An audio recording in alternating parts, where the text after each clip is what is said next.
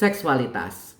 Dikutip dari salah satu majalah basis dan salah satu artikelnya yaitu Michael Foucault mengajak kita untuk bisa menganalisis bagaimana seksualitas ini bisa berperan pada moralitas hidup.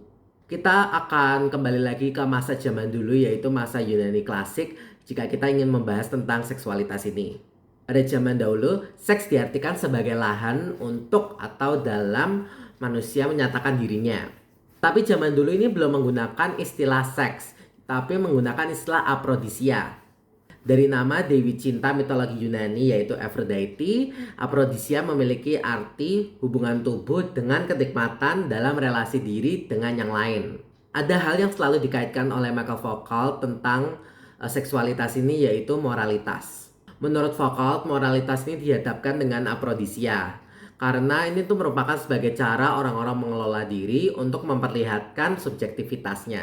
Subjektivitas sendiri di sini menjelaskan bahwa manusia itu harus memiliki moral untuk dapat menunjukkan dirinya sebagai pribadi, jadi memiliki pendirian dan jati diri. Dalam kata lain, moral merupakan kegiatan pernyataan diri dan dalam menggeluti problematika. Maksud dalam menggeluti problematika di sini yaitu moral dapat digunakan untuk menentang hal-hal yang problematik dan menciptakan konsensus yang berguna bagi pribadi.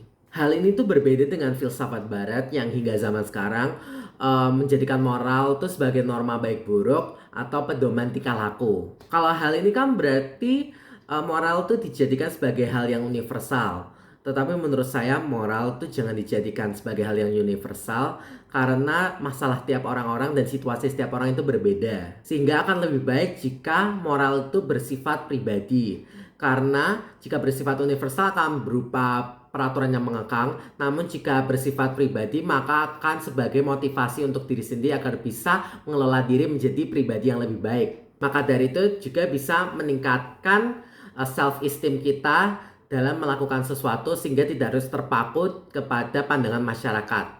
Lalu, moral pada zaman Yunani diartikan Foucault sendiri sebagai seni eksistensi atau teknik diri. Seperti yang saya sudah jelaskan tadi, untuk mengolah diri sehingga moralnya dijadikan sebagai hal yang kita harus asah dalam diri kita masing-masing. Dalam buku dari Michael Foucault yaitu Le Usage de Plaire atau Sejarah Seksualitas, Foucault memperlihatkan 4 lahan di mana aprodisia digulati dalam kegiatan hidup. Yang pertama ada pengelolaan kesehatan atau dietetics. Manusia dan tubuhnya merupakan lahan dari aprodisia. Dan manusia ini harus menemukan cara agar mereka bisa merawat tubuh supaya tetap sehat dan berfungsi secara optimal.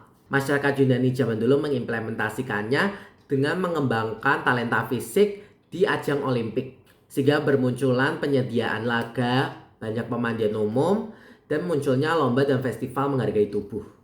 Karena menurut mereka dari penampilan fisik yang bagus, mereka akan mendapatkan aprodisia atau kenikmatan tersendiri, yaitu mereka akan puas dengan hasil dan effort yang mereka lakukan.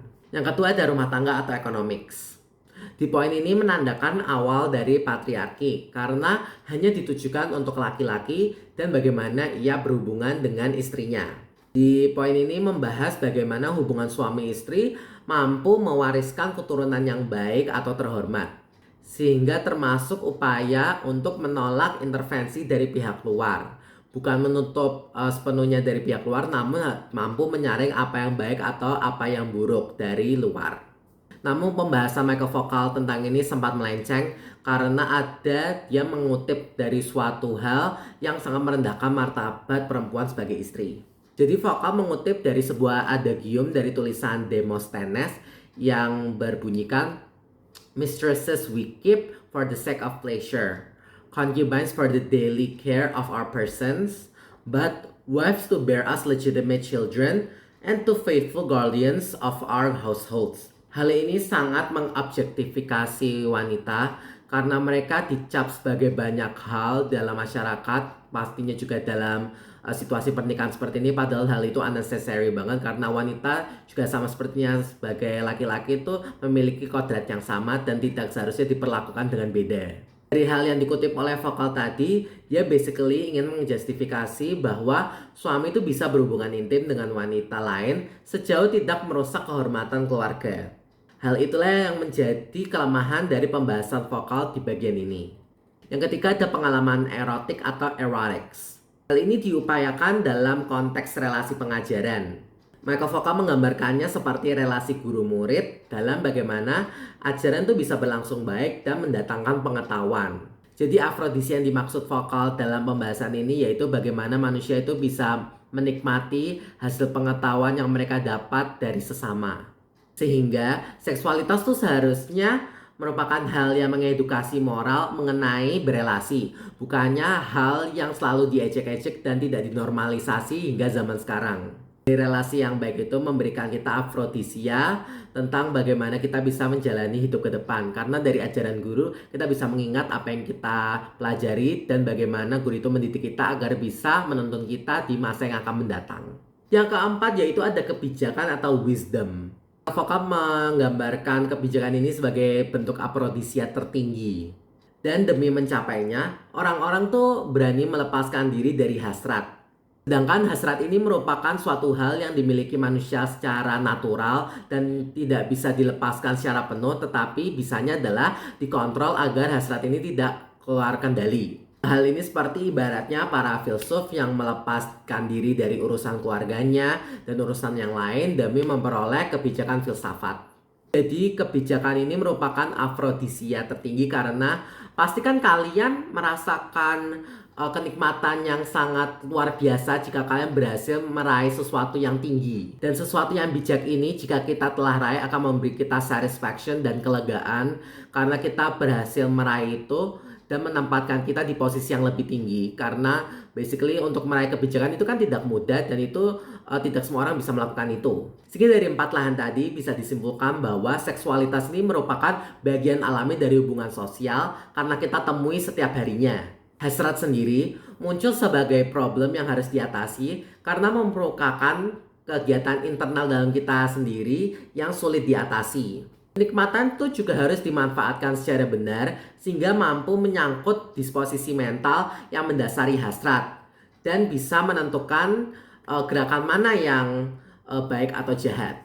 Disposisi mental ini merupakan istilah yang dikenal KKL sebagai diskresi, yaitu bagaimana kita bisa memikirkan dalam diri kita sendiri, bagaimana kita bisa mengatur hasrat kita. Hasrat sendiri bukan bermaksud yang selalu seksual ya, tetapi hasrat kita bisa juga merupakan kayak keserakahan kita sebagai manusia dan keinginan kita yang berlebihan. Dan untuk menentukan diskresi ini kita juga membutuhkan conscience.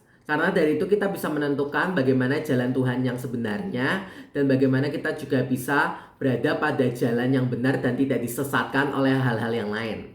Seperti halnya kita saat membahas hal tentang seksualitas. Kita seharusnya membahas seksualitas sebagai kemoralan hidup yang berguna, bukannya kita melenceng dan membahas ke sesuatu yang seksual dan intimate.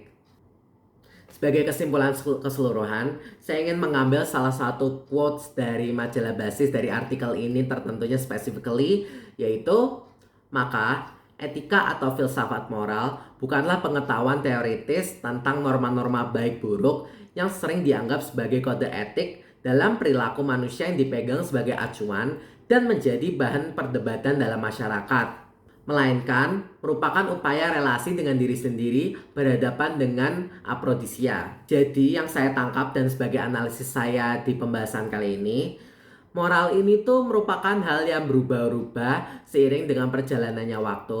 Namun ada hal yang tidak berubah dari moral, yaitu mengekang kehidupan manusia. Sehingga dari Michael Vokal, dia mau bahwa kita sebagai manusia menjadikan moral ini bukan sebagai kode etik yang harus mengekang kita selama kehidupan full, tetapi kita harus menyesuaikan moral itu dengan diri kita sendiri tanpa memperhatikan bagaimana masyarakat akan memandang kita. Karena pada dasarnya afrodisia masing-masing orang itu berbeda dan bagaimana cara kita untuk mencapainya juga berbeda. Namun yang kita tahu adalah untuk mencapai afrodisia yang tertinggi dan yang terbaik, kita harus melakukannya dengan cara yang baik dan dengan diskresi penuh. Sekian dari pembahasan saya minta maaf jika ada kesalahan pengucapan atau kekurangan pembahasan.